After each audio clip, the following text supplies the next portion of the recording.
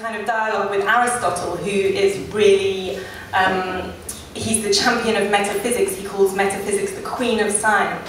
And I love that, because I love the things that we think might be real and might not. And this poem is sort of about what happens when you have to face what is real, and you have to realise that Pegasus isn't a real thing. Should have replaced him with Smokey. Smokey's my teddy bear, by the way. Okay.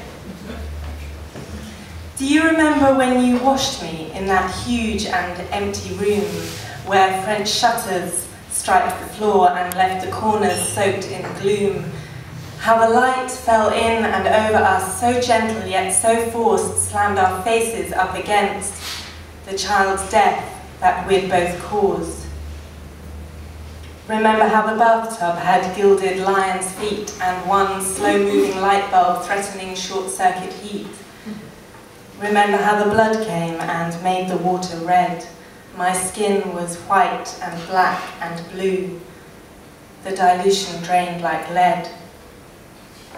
I came in measurements of heartache, you parts of jealousy, your straight-edge arm pretending that you'd managed to be free. And my gypsy heart kept moving on, kept sweeping up your jacks, for I am your most broken heart, your needle and your tracks.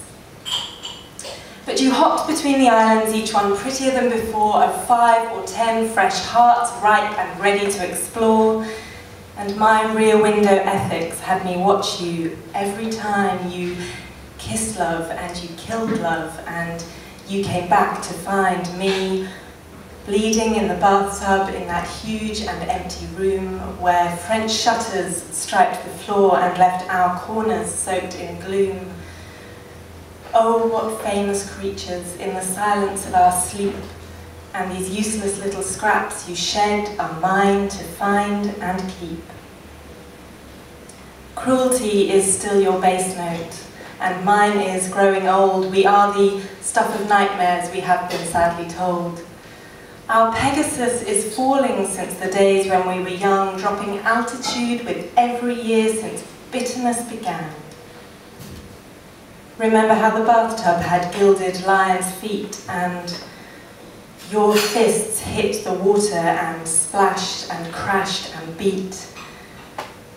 And I told you that the seaweed had tied us up for spite, and you told me that a poem could never make it right.